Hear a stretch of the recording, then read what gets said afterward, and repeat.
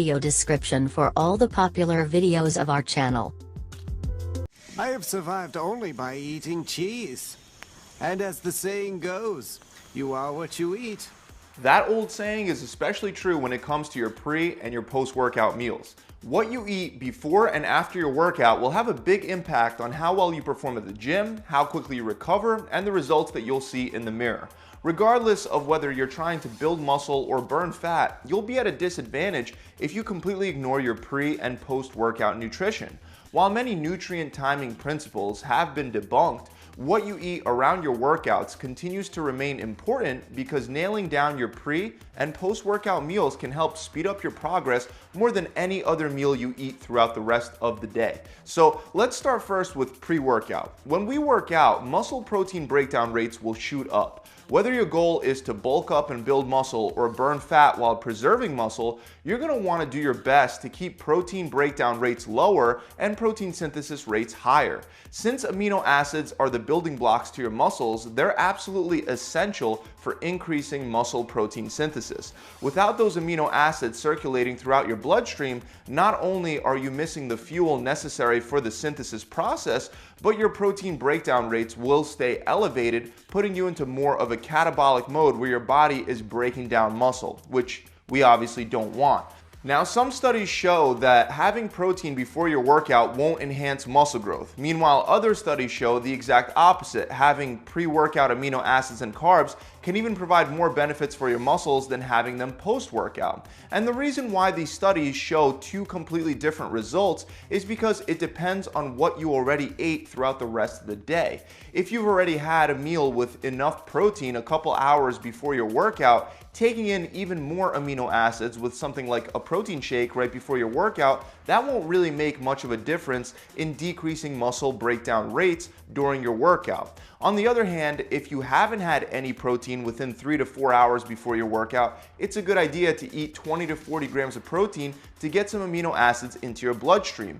You can do this by eating a regular meal if you have about an hour or two to digest it before your workout. Chicken breast, eggs, turkey, and fish are a couple good sources of protein that you could have. But if you work out first thing in the morning, right after waking up, you can have a protein shake instead, since it'll digest a lot faster. While there may be some debate about protein, there isn't much debate about pre-workout carbohydrates. Your body uses the glucose from carbohydrates to fuel your workouts. Unfortunately, the glucose stored in your muscles and in your liver is limited, and it's constantly being used. So by replenishing it before a workout, it can help you postpone fatigue. Also, according to a study published in the Journal of Applied Physiology, when researchers compared two groups, one on a very low-carb diet and another on a high-carb diet, they found that the high-carb dieters maintained their strength better, recovered faster from their workouts, and they were more in an anabolic muscle-building state. While this study looked at overall carbohydrate intake for the entire day, there are other studies that look directly at what happens when you have carbs before your workout versus a placebo. And they also find that eating carbohydrates before exercise will provide your muscles with additional fuel for your workouts. This will allow you to lift heavier weight for more reps during your workouts, which will lead to more muscle growth if you're bulking and less muscle loss if you're cutting. If you're going to be doing a short, intense workout lasting less than an hour long, you should aim to have high glycemic carbohydrates like white rice, potatoes, and bananas before your workout. On the other hand, if you're going to be doing a longer duration endurance type workout, you should go for low glycemic, slower digesting sources of carbs like brown rice, sweet potatoes, and oats. I recommend having at least 30 to 40 grams of carbs before your workout, but many bodybuilders recommend splitting 50% of your total daily carbohydrate intake between your pre and post-workout meals. So if you were eating 300 grams of carbs per day, you would have 75 grams of carbs before your workout and the other 75 grams of carbs after your workout, and then the last 150 grams of carbs throughout the rest of the day.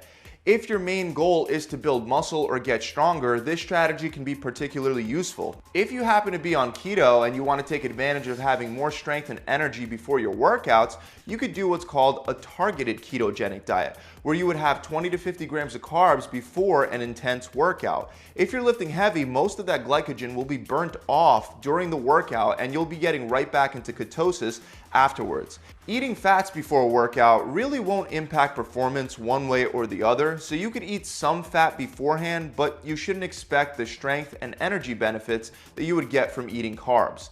Now, what about fasting? Some studies show that fasted workouts can help you burn more fat during the workout, but other studies show that you'll just spend the rest of the day burning a higher percentage of carbs to balance out the fat that you already burnt off during your workout. While it is still debatable if fasted training will help you burn more fat, it's a fact that some people do better while training on an empty stomach, while other people do way worse. If you have no energy during your workouts, unless you eat something beforehand, then you should definitely have a pre-workout meal. On the other hand, if you take a long time to digest your meals and you find yourself feeling nauseous or having acid reflux during your workout, then it may be a better idea for you to work out fasted. Especially since some research shows that exercising while fasted will make your body like a sponge after the workout and increase the post-workout anabolic response to food.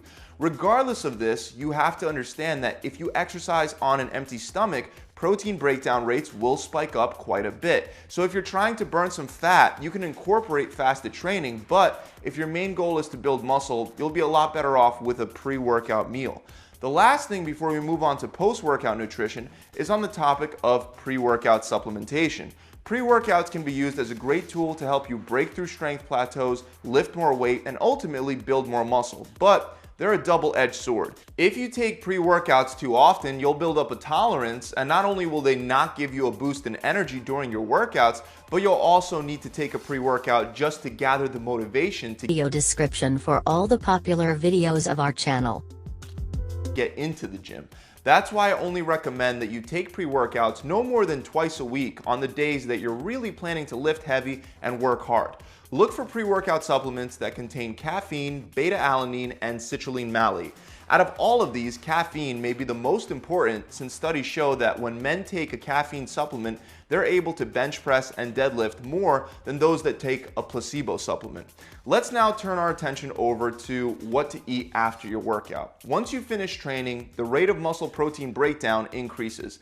Unless you do something about it, it'll outstrip the rate of protein synthesis and you'll actually start to lose muscle tissue. That's why it's important to get about 20 to 40 grams of protein into your body within a couple hours after finishing your workout. The type of protein that you have should be a fast digesting source like a whey protein shake, for example. This will quickly deliver the amino acid leucine to your muscle cells, and leucine is a powerful stimulator of protein synthesis. It'll also release more insulin, which will help prevent muscle protein breakdown. Studies suggest that taking protein immediately after a workout will help you build more muscle than if taking it later on in the day. But how soon after our workout do we have to take these shakes to get these benefits? It used to be believed that there was an anabolic window where you would need to get your protein into your body within 30 minutes of completing your workout. The truth is that it depends on when you last ate protein. If you've had protein within 3 to 4 hours of starting to work out, which you would if you had a pre-workout meal, then the timing of your protein intake after the workout is not as important. As long as you get it within a couple hours, you'll be fine. But if you haven't taken in any protein within that time, your protein synthesis will be lower after your workout. So if you didn't have a pre-workout meal, the sooner you can take down some protein after a workout, the better it'll be for your muscle. For example, if you're training fasted, you want to have that post-workout shake or meal sooner rather than later. Now let's talk about post-workout carbs. For a long time, it's been suggested that post-workout carbs would spike insulin, which would increase protein synthesis. However, protein alone can provide the spike in insulin that you need to increase protein synthesis. This is why you can still build muscle with a targeted ketogenic diet where you wouldn't be having carbs after a workout. But this doesn't change the fact that if you're not following a keto diet, adding carbs will boost this process even more since insulin levels will rise faster and remain elevated for longer.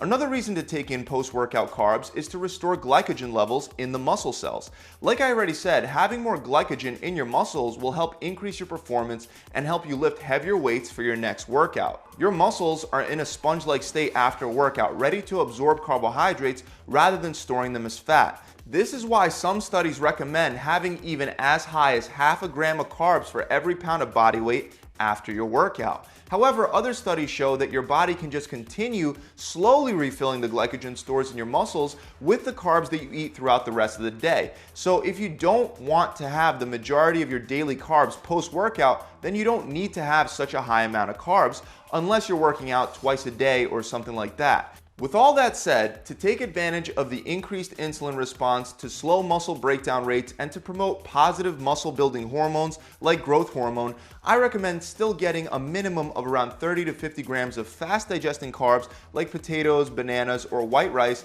after your workout. Now, as far as dietary fat post-workout, many people believe that you shouldn't have any fat after workout because it'll slow the digestion of your meal or your shake. However, one study showed that muscle glycogen resynthesis was not negatively affected even after having a very high-fat meal after working out. So if you want to have some healthy fats with your post-workout meal, go ahead, but it's not necessary. And if you're trying to get nutrients to your muscles faster after workout, it may be a good idea to keep fat intake on the lower end post-workout and instead focus mostly on taking in protein and carbs.